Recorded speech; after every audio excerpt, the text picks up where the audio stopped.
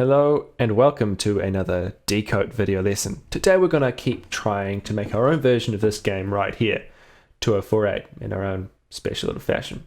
Last time we left off with this, which isn't really there yet, but it is a start. So today we're going to work on making this whole grid system here. We're going to start making it so the grid is integral to the entire game. This 4x4 grid that you see before us.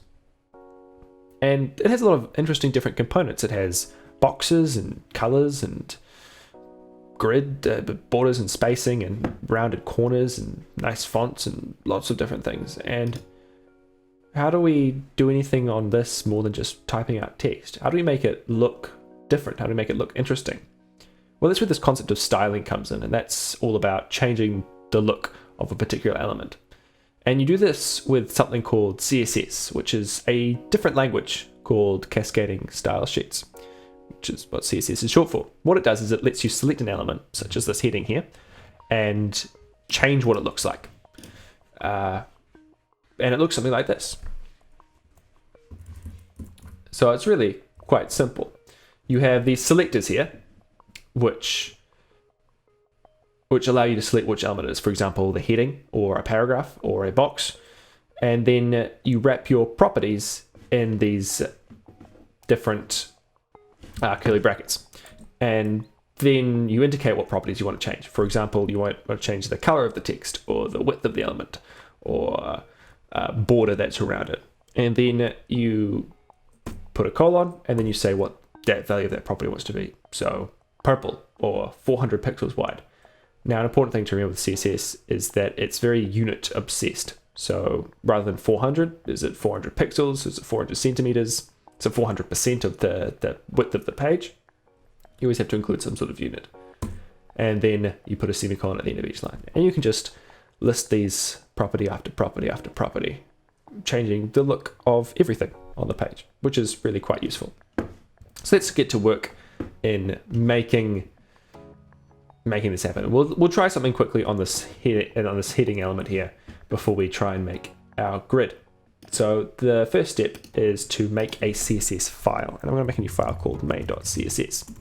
Leave it empty for now, because what we need to do is link it to our HTML page, because otherwise it doesn't know where to find the CSS file. So that's where this head element comes in. It lets us specify that link, which we made in the last lesson.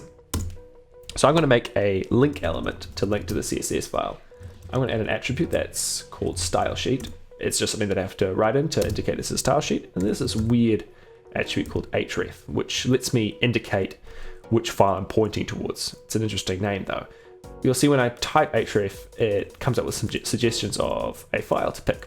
And with the arrow keys, I can go through them.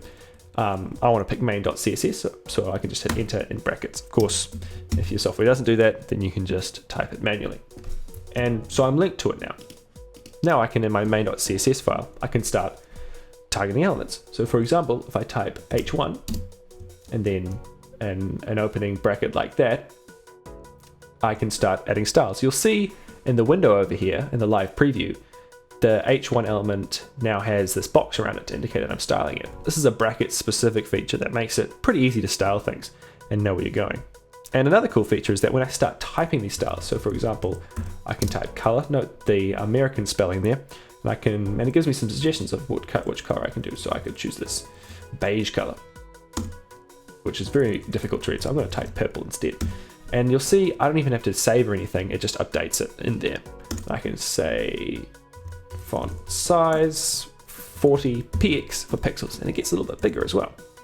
It's as easy as that to do that sort of styling.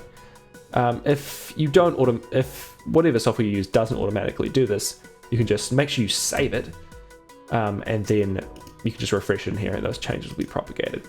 And that's what there is to CSS. You select the element, and then you just list what you want to change and give them all different properties. Easy as that. So let's take a look at this whole grid thing. And the grid in 2048 is pretty simple, but people might be inclined to put the elements for the tiles inside the grid elements. But as you can see here, the grid and the tiles are quite separate. the tiles actually need to sort of float above the grid and be completely separate. So what we want to do is we want to make a container for our grid and a container for our tiles, which we'll do later on. We're just looking at the grid at the moment. And we want to break down this grid, and it's really, we're going to break it down quite simply. We've got the main container for the grid, which contains everything. And then we split it up into 4 different rows, and each row is a quarter of the height of the entire grid. And then each row is split up into 4 grid elements or grid items that are each a quarter of the width of each row. And together they form the entire grid, 4 by 4, 16 items in total. Splitting it up like that just makes it easier to think about. So if we come back here and we start we want to start making this grid. So I'm going to start putting in the elements for the grid that we can then style. First I'm going to write this comment, which is a slightly different syntax, which lets us write text that doesn't mean anything for the document itself, but it allows us to read it. So it's a note for us humans who don't fully understand this to know what things are for. So this syntax is slightly different. You wrap it in these weird looking tags here with note the exclamation mark and the hyphens. And then you just write whatever text you want to do inside it. So then I'm going to make an element, and then inside here I'm going to make another comment for our grid. So the game container will have everything, including the tiles, and of course the grid container will just have the grid elements. Now you'll notice I'm using this weird element called div, and div is just a general purpose element that we can use for anything we want, and it's really versatile in that way. And we can just fill it with whatever we want. But you'll see here now we have a div inside a div. What if we just wanted to target the grid container in CSS and not this game container? They both have the same element, so there's no way to do that. Not yet, at least. There's this cool attribute called the class, which we can sort of give elements a group or a name to belong to. And with that, we can now target them through their class on CSS. So while they're the same element, they have different classes. One's game container, one's grid container. And you'll notice now, when I go into main.css, I can say go .grid container. Well, we'll do the game container, .game container. And you'll see now we've got that box around it. We'll say we want it to be width 400 pixels and height 400 pixels. So we want our game to be 400 pixels wide and 400 pixels tall. Then our grid container, we want it to entirely fill the game container that's sitting inside. So we're just going to make 100% of its container by typing 100% for width and height. Then we're going to possibly give it some sort of border. So I'm going to type border, 1 pixel, solid, and then this #000 thing. This is just another way of writing colors in CSS. I won't delve too much into the syntax, but if I hit Command E or Control E, depending on what the operating system you're on, is you get this nice little color panel where I can choose whatever color I want. So I might go for this sort of bluey, greeny cyan color here. And if I stop selecting it, you'll see that we now have that border around there over here. And I can change it to say sort of maybe a 2 pixel border, whatever I want. And then that's our grid container.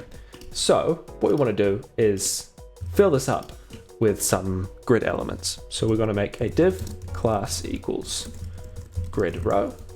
And then inside here, we're going to make div class equals grid element. And remember, 4 elements per row. So 1, 2, 3, 4.